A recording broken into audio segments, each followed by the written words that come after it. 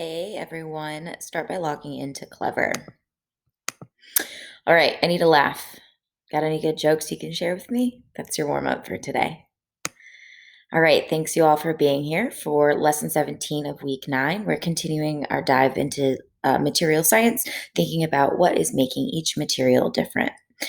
My usual reminder is to check assignments, check grades, check for comments, make sure your ed puzzles are done all the way through. Um, Make sure that you are just on top of that as we are approaching spring break. You want to kind of make sure that you got everything in line and all your ducks in a row. Remember our classroom expectations. This is important, obviously, still while we're in this NTI 2.0. But as we move towards this next iteration of what learning is going to look like, we need to remember what this will be like in the classroom as well as in our virtual setting. So this week's topics, again, we're talking about how materials are different from each other, and we're thinking about the structure of the materials. There are 4 assignments in total, 2 of which you hopefully have already done before this. There are 2 assignments that go with this lesson, 35 and 36. The 35 is a short reading that is chunked into sections that have questions that go in order with each of the chunks. And then a short writing assignment that is going to have you practice and prepare for an upcoming larger writing assignment. As we look ahead and finish out week 9, we're moving into week 10, which is next week. Next week will actually be all asynchronous work. There will be 3 total assignments, a pretty extensive preview to kind of go over some things for you, and then 2 assignments that each have a video accompanying them and work to do. Again, I will make sure you are fully aware of what that's going to look like. The week after that is spring break. That's an opportunity for you to get caught up, to rest, take a break. If you are traveling, please be safe so that you are healthy and ready to come back to learn for week 11. And week 11 will bring about the new NTI. You might be coming to in person in a hybrid setting, or you might continue your virtual learning, but that just will look a little bit different. If you have questions about what returning to school or this next version of learning is going to look like, there are a couple places you can check things out.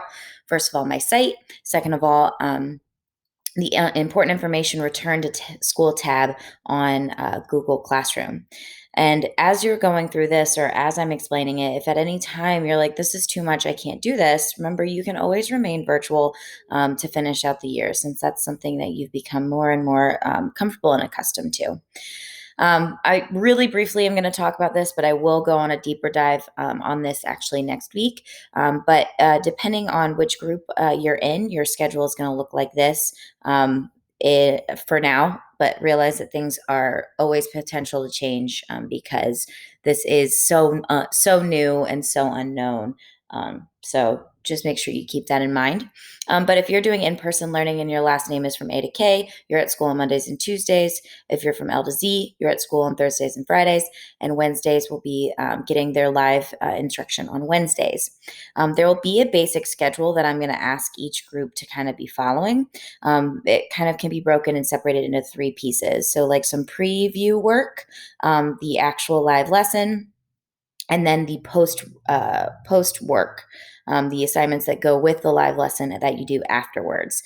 There will also always be a mental health check because we got to make sure we're always in a good spot. And again, it's the same kind of schedule. It just looks a little bit different for each of the groups, with the preview, the live lesson work, and then the post lesson work, as well as the mental health check. All right, we can see it's the same setup for all 3 learning settings. And then continue to remind yourself and to push yourself to go and do makeup work. Doing it at any time is still accessible, still allowed and encouraged, actually. So just make sure you're on top of that. Thank you all for being here. Let's get into this. So, as I said, we're talking about material science. We're studying materials, the design, creation, development, production, uses of materials for everyday purposes and everyday items. And so we started thinking about, why do different materials have different properties? And we came to the understanding is that it has to do with their structure. So to understand our structure, we first need to understand that these materials are what are called polymers, and polymers are made of monomers. Monomers are the single units. They in a visualization like this, they look like a bead on a necklace. In a reality, they're usually some sort of 3D molecule or combination of elements that is repeated over and over again through a process of polymerization that connects them into almost like a string necklace, the polymer. And the types of elements that are used in the monomers, the structure of those monomers, and then the structures of all of those strings of monomers to the polymer is what provides these different properties. And they all have different structures and resulting in them having different properties and behaving different ways. So to start, I need you to go get your number 34 Cornell notes. That was an assignment that went with the previous lesson. It should be on Google Classroom in the classwork tab under week 9, Hello Cat, and then scrolling down to number 34. I'm asking you to open this up because most of us did a great job of taking our Cornell notes. We just didn't fill out this chart that was at the very, very end. So I want to make sure you have this information because it is important.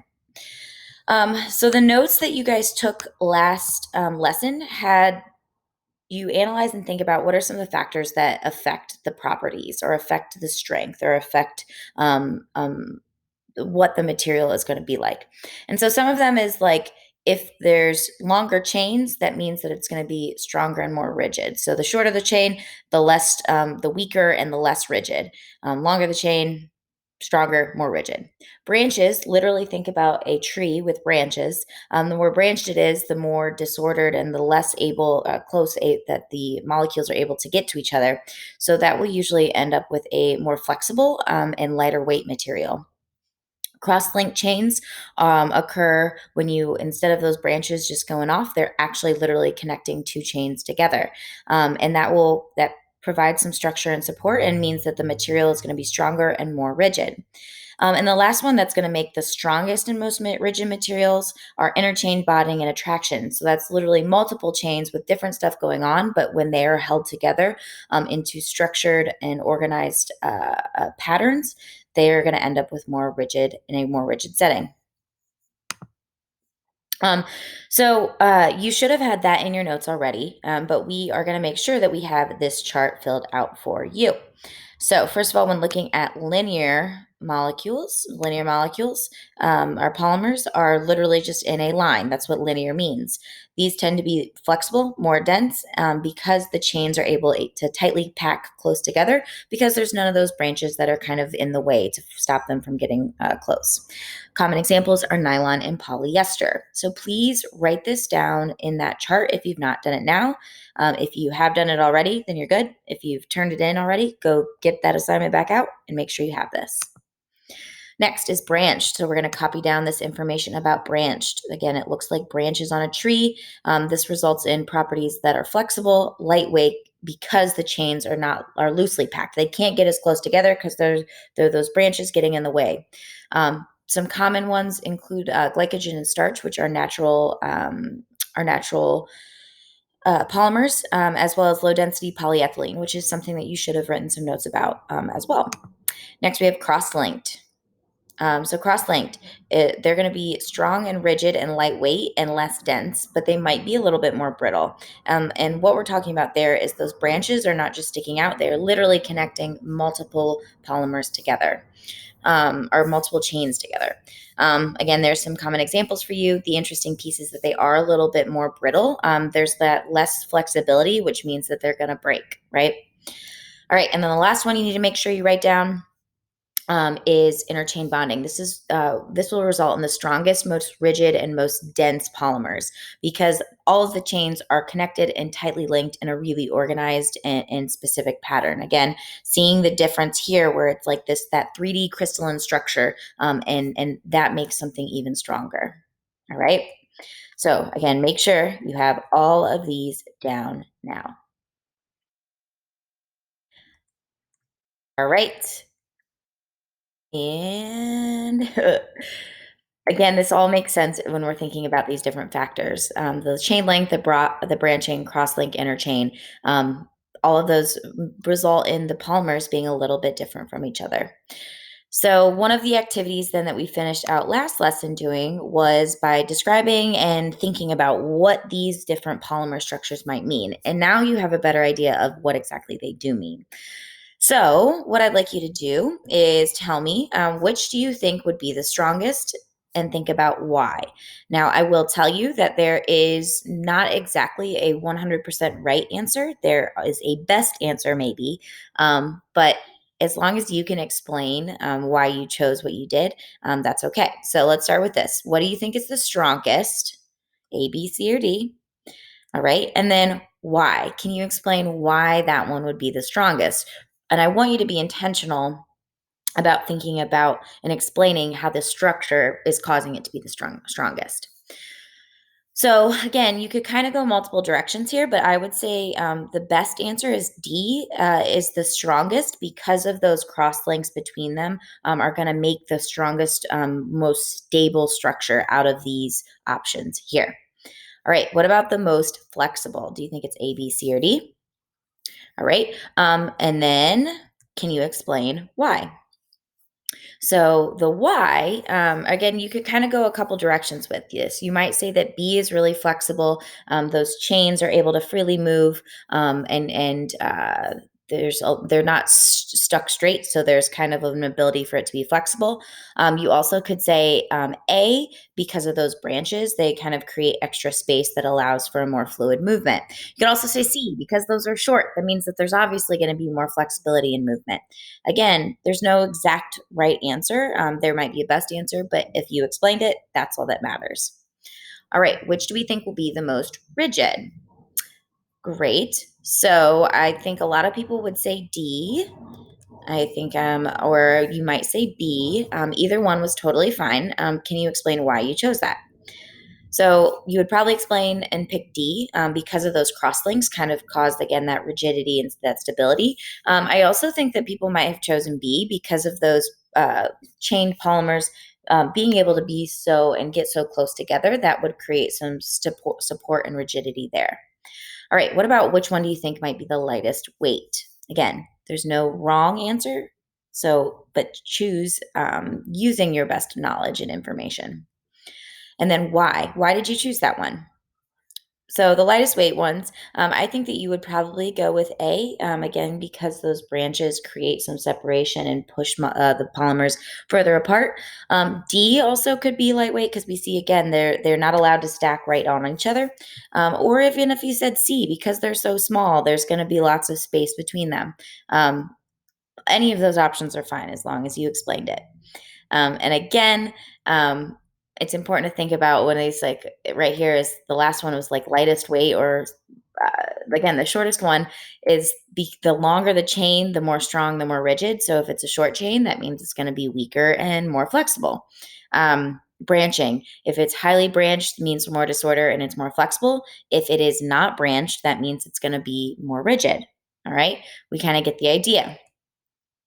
The point of all of this is us to start to recognize that the polymer's different properties are directly tied to the structure and shape of that polymer. And if you didn't take the Cornell notes about that, please go back and make sure you've done that, because we're preparing for this big picture where we're thinking about a specific material has a specific structure that causes it to have specific properties. Objects then need those materials with those specific properties, and how do all of those things line up and work together? So today, like I said, there are two new assignments for you. One is a reading. Again, I cannot reiterate this enough. Please do not just go Google the questions and try and find the answer there. It is very obvious when that's completely unnecessary, because you can find the answers to the exact questions in the material science reading that is attached. The second assignment for this week, also the last, is a mini CER about polymers. Again, having you practice something that we are going to be doing later on in way more depth. So kind of just starting to get yourself practiced and ready. All right, so here's your chance. If you have any questions or need any help right at this moment, you can leave that here. And we'll finish with this. Circle how you're feeling. I hope you're feeling great. I will see you next time for another lesson. And yeah, have a wonderful weekend, y'all. Bye.